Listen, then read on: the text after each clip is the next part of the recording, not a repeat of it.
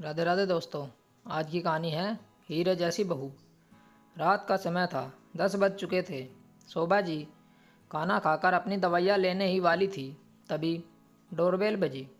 इतने रात को कौन हो सकता है? सुहानी बहू तो सो चुकी है और बेटा निर्मल ऑफिस के काम से शहर से बाहर गया है। कहीं अचानक सरप्राइज़ देने तो नहीं आ गया?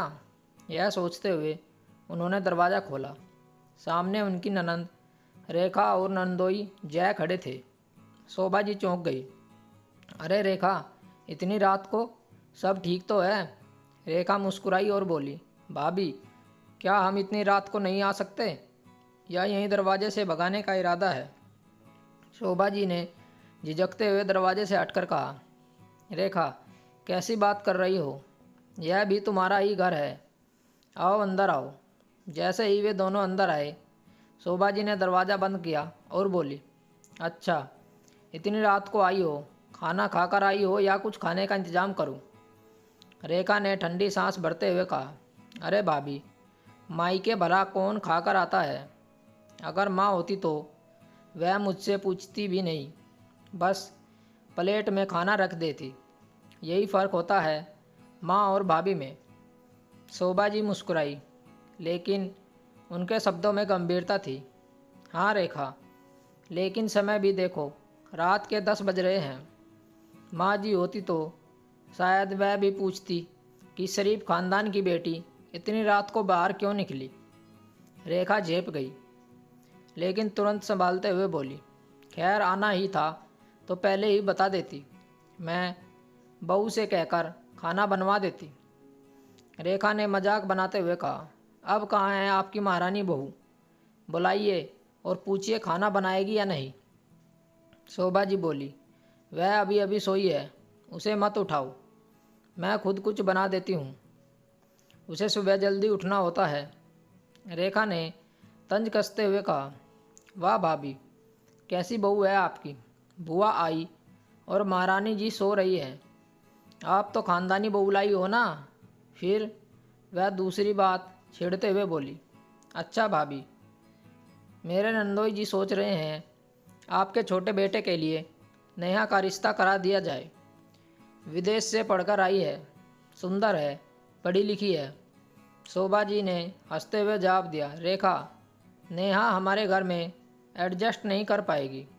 बात सिर्फ पढ़ाई लिखाई की नहीं, लेकिन मुझे तो सुहानी जैसी बहू चाहिए।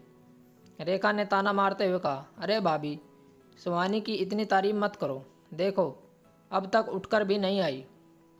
शोभा जी ने गहरी सांस लेते हुए कहा, मुझे अच्छे से पता है मेरी सुहानी कैसी है।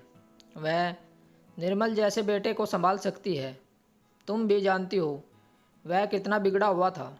रेखा फिर जोर देते हुए बोली, भाभी, नेहा जैसी बहू पाकर आप धन्य हो जाओगे। शोभा जी ने गंभीर स्वर में कहा, अगर तुम्हारी नेहा इतनी अच्छी होती तो तुम रात के 10 बजे बिना खाए पिए नहीं आती। नंदोई जी बीच में बोल पड़े, अरे भाभी, हमें आपके हाथ का खाना खाना था, इसलिए बिना खाए आ गए। हम तो आपके सूरज के लिए एक पढ़ी लिखी लड़की का रिश्ता बता रहे हैं। शोभा जी बोली, अगर मेरी बात बुरी लगी हो तो माफ़ करना, लेकिन रेखा, 5 दिन पहले भी तुम बिना खाए पिए आई थी, क्योंकि तुम्हारी बहू किसी पार्टी में गई थी। रेखा सफाई देते हुए कहा, अरे भाभी, वह पढ़ी लिखी है, उसका स्टैंडर्ड अलग है, उसके दोस्त हैं, ऑफिस में काम करती है, उसी लिए पार्टी में जाती है, तो हम लोग सोचे आपके वहाँ खाना खा लेंगे। शोभा जी समझाते हुए बोली, रेखा, मैं यह नहीं कह रही वह अपनी लाइफ न जिए, लेकिन उसे घर की कोई परवाह नहीं। नंदोई जी बीमार रहते हैं और वो हमेशा बाहर रहती है। घर के लोगों को नौकर चाकर की नहीं, अपनों की ज़रूरत होती है। अगर तुम्हारी बहू ऐसी है तो नेहा भी ऐसी ही होगी। इतनी बातें हो ही रही थी कि तभी सुहानी कमरे से बाहर आ जाती है। सुहानी धीमे स्वर में बोली, अरे बुआ जी, फूफा जी, प्रणाम। मम्मी जी, आपने मुझे उठाया क्यों नहीं? शोभा जी ने प्यार भरे स्वर में कहा, कोई बात नहीं बेटा, देर रात हो गई है, इसलिए नहीं उठाया। शिवानी मुस्कुराकर बोली, अच्छा आप सब बैठिए, मैं कुछ खाने के लिए लेकर आती हूँ। यह कहकर वह किचन की ओर बढ़ गई। शोभा जी भी उठने लगी। रुको, मैं भी आती हूँ। नहीं मम्मी जी, आप अपनी दवाइयाँ लीजिए, मैं जल्दी कुछ बना लाती हूँ। शोभा जी ने मुस्कुराते हुए रेखा की तरफ देखा और कहा, देखा रेखा, यही होती है एक सच्ची और संस्कारी बहू। इसे कहते हैं खानदान का नाम रोशन करना। रेखा चुप हो गई और फिर धीरे से बोली, अच्छा भाभी, अभी नेहा की शादी सूरज से मत करना। जैसी बहू आपको चाहिए वैसी ही ढूंढ लेना। शोभा जी मुस्कुराते हुए बोली, मेरी सुहानी तो हीरा है और अपनी छोटी बहू भी मैं हीरे जैसी ही लाऊंगी। रेखा के पास अब कहने को कुछ नहीं बचा था। वह चुपचाप बैठी रही, लेकिन उसके चेहरे पर साफ झलक रहा था कि उसे शोभा जी की बात पसंद नहीं आई। तभी सुहानी गर्मा गर्म खाना लेकर आई। उसने आदर से कहा, लीजिए बुआ जी, फूफा जी, खाना खाइए, आपको भूख लगी होगी। रेखा ने बिना कुछ कहे प्लेट उठाई और खाने लगी। शोभा जी गौर से देख रही थी। रेखा के चेहरे के भाव बार बार बदल रहे थे। शायद उसे यह बात खटक रही थी कि जिस बहू को वह ताना मार रही थी वह इतनी समझदार और संस्कारी निकली। नंदोई जी ने एक टुकड़ा मुंह में डाला और कहा, सुहानी बेटा, बहुत स्वादिष्ट खाना बना है, सच में तुम्हारे हाथों में जादू है। सुहानी मुस्कुराई, धन्यवाद फूफा जी, बस आप सबको अच्छा लगे यही बहुत है। शोभा जी फिर से रेखा की तरफ मुड़ी और कहा, रेखा, समझदार और संस्कारी बहू हर घर की शान होती है।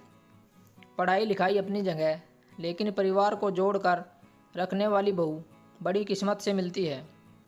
रेखा ने लंबी सांस ली और धीरे से कहा, भाभी, आप सही कह रही हो।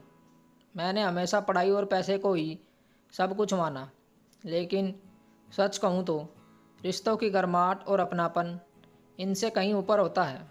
शोभा जी मुस्कुराई, चलो देर से ही सही, तुम्हें यह बात समझ तो आई। अब आराम से खाना खाओ और सुहानी के खाने की तारीफ भी कर दो। रेखा ने पहली बार दिल से सुहानी की तरफ देखा और कहा, सच में बेटा बहुत अच्छा खाना बनाया है। रात काफ़ी हो चुकी थी। खाना खाने के बाद रेखा और नंदोई जी ने वापसी की तैयारी की। जाते जाते रेखा ने शोभा जी से कहा, भाभी, अब मुझे भी अपने घर में छोटी बहू सुहानी जैसी लानी होगी, वरना बुढ़ापे में संभालने वाला कोई नहीं रहेगा। शोभा जी ने हंसकर कहा, बिल्कुल सही सोचा है रेखा, बहू बहू नहीं बेटी होनी चाहिए, तभी घर स्वर्ग बनता है। रेखा ने सहमति में सर हिलाया और पहली बार दिल से सुहानी को आशीर्वाद दिया। स्टोरी को लेकर आपकी क्या राय है, नीचे कमेंट करके हमें बताएं। ऐसी ही और बेहतरीन कहानियाँ सुनने के लिए हमारे चैनल रोचक कहानी वॉइस को ज़रूर सब्सक्राइब करें। मिलते हैं आपसे एक और नई कहानी के साथ। तब तक जुड़े रहिए हमारे चैनल के साथ। कहानी सुनने के लिए आप लोगों का बहुत बहुत धन्यवाद। राम राम दोस्तों।